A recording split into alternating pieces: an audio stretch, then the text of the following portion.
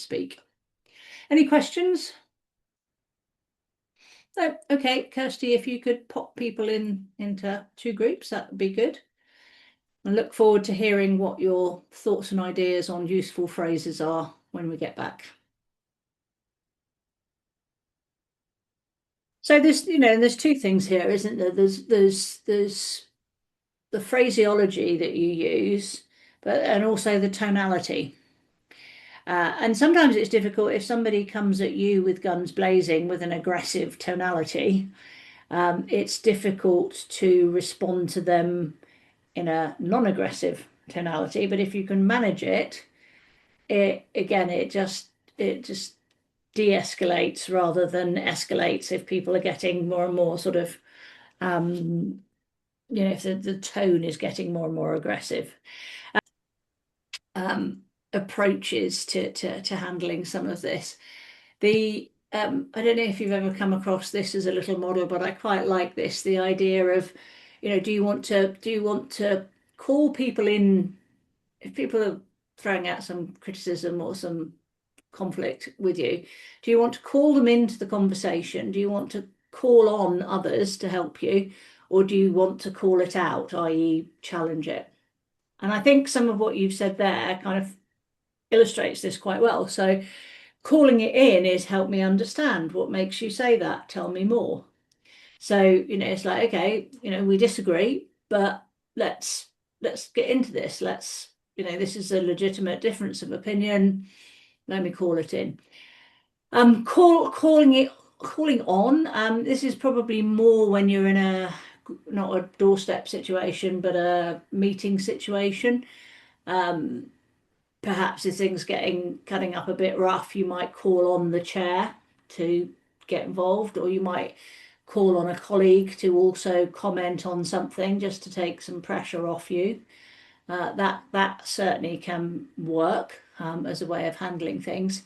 And calling it out, so Miles, that probably was what you were talking about there, is like if somebody has been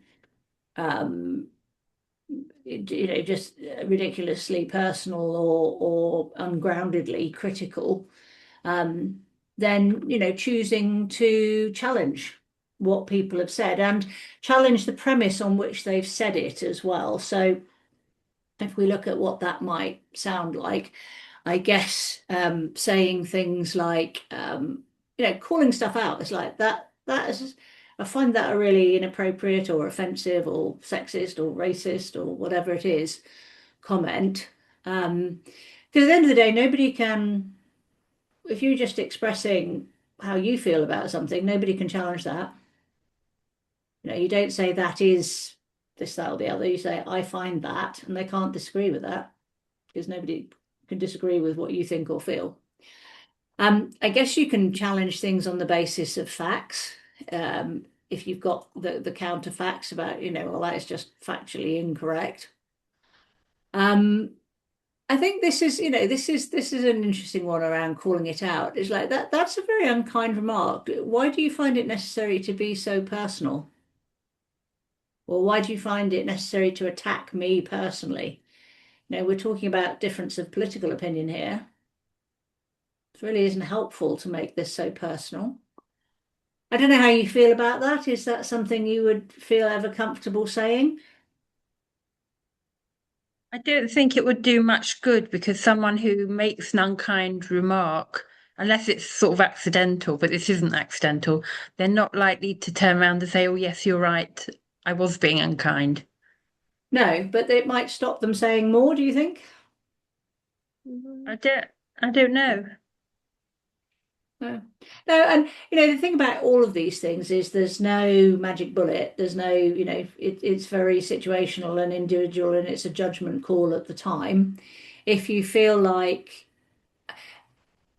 and again, in a one-to-one situation, that's different. If it's in a meeting thing, sometimes the calling out kind of comments or questions can actually work to bring the dynamic of the meeting or the group to you.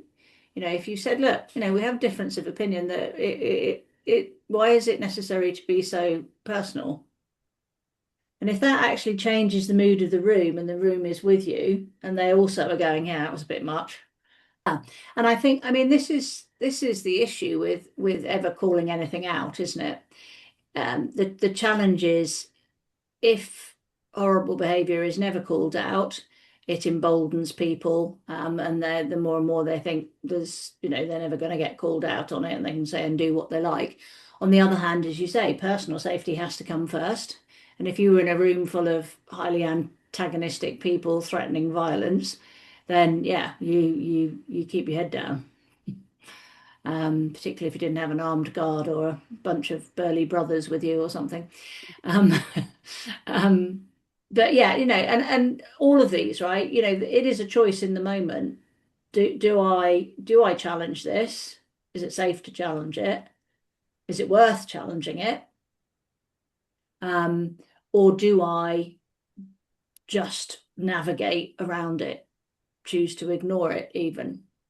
These are all choices that you have to make in the moment. And as I say, for although it's easy to say yes, the right thing to do is always challenge horrible behaviour because it needs challenging, but it is not safe for you to challenge it. Absolutely don't. And that must be your first consideration. You're quite right. And that, by the way, is in no way negative. That's just sensible. um, but yeah, so I guess can we agree to disagree on this? This is politics. We're all going to have different points of view here. I think we're going to have to agree to disagree on this to try and draw a line under something. Um, yeah, and I suppose that next question around, I'm curious as to why you feel the need to say that in such an aggressive way or tone or phraseology or whatever. That probably falls again into the calling out bad behaviour. Um, the thing here, this question was really around where people are using phraseology against you, like, oh, your little policy or, your small campaign or whatever. Um, if people are belittling you that way by sort of minimizing what you're doing, again, do you want to call that out and challenge why they're saying that? And that probably really is quite an aggressive one where you're going, are you okay? Because you're not behaving like you're okay. Anyway, I suppose these are all the things about thinking about calling in, calling out. You know, the calling in as well. Sometimes I think one of the interesting things around that is encouraging people um, to challenge the premise on which they're saying something. So, which I think is what we were saying about what makes you say that? What is the premise? So, what criteria are you using to say that? Where do you get your evidence for that? And just, challenging people to be able to justify what they're saying. Um, Calling on is say, it's asking other people in the room, whether it's other groups or other people, for their opinion, so that if you've got one very loud person who's challenging and criticizing, it's inviting other people to balance that a little, or calling on authorities like chair, etc. And calling out, say, as we've discussed some of those comments there, saying when you find something offensive or sexist or racist, etc. Okay, so those are judgments that we have to make. Let's just spend the last 10 minutes or so. Kirsty, if we pop everybody back into one group, what I'd like you to do is to think about perhaps again, and maybe you've already thought about it in the previous exercise. Think of something you might be talking about, a policy maybe, and think of what people typically say in disagreement to that. And think about, what might they say as well if they were being particularly critical or hostile. And what I'd like you to be able to do is work in pairs so that there's, you and a partner. Let's say Siobhan would say to Sarah, right, here's the policy. Typically people would disagree with it on these grounds, and typically they would call me an XYZ because of it.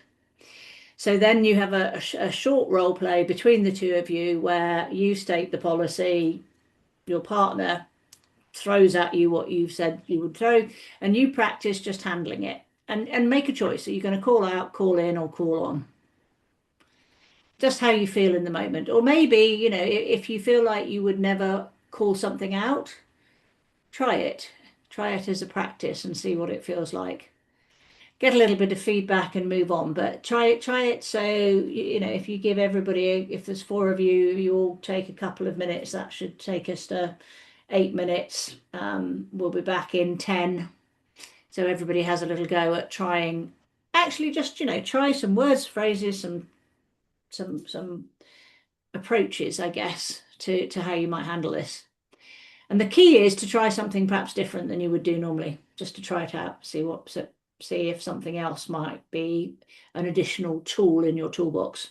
So let's pop people very quickly in those groups then, Kirsty. We'll give you 10 minutes, which should allow for a couple of minutes each, and then we'll be back and wrap up. It is, and particularly on the doorstep, that you're not going to win elections necessarily person by person.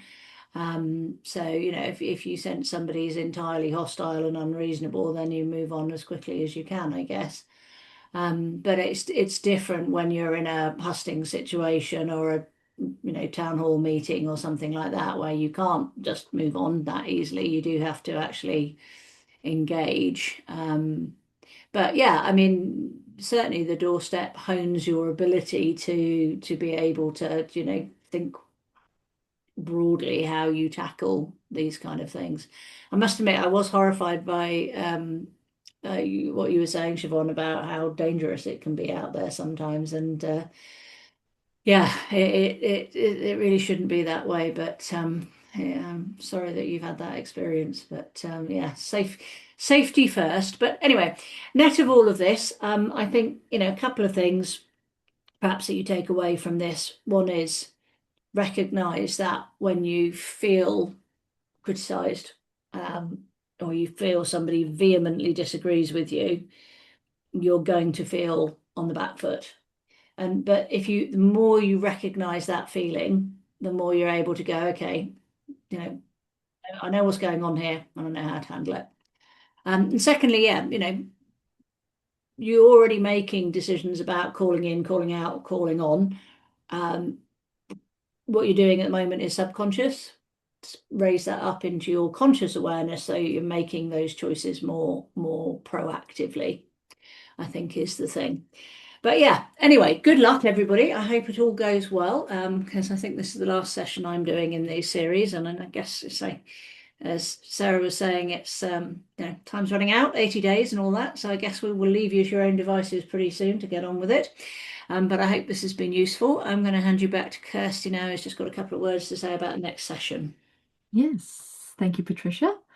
Yeah, so the next session is with the Electoral Commission, and that's on the 2nd of March. So same time, same link. There'll of course be some emails going out about that, but this session will be looking at the regulations and paperwork side of standing, so the real fun stuff. And we'll have breakouts for England, Scotland, and Wales, as the rules are different for each. So we're also hosting bookable one-to-ones, so you can come and speak to us and get support for yourself and your campaign. One final thing I have to ask of you is that we love offering these sessions so much and we love improving them. So I have a quick link. I'm sure some of you have done this before. We usually do it every session. But there's a feedback form for you to fill out. This helps us understand these sessions and where we can improve and if we're meeting our aims, and can also demonstrate our impact to funders so that we can keep doing what we do. So it should only take about 30 seconds to fill out.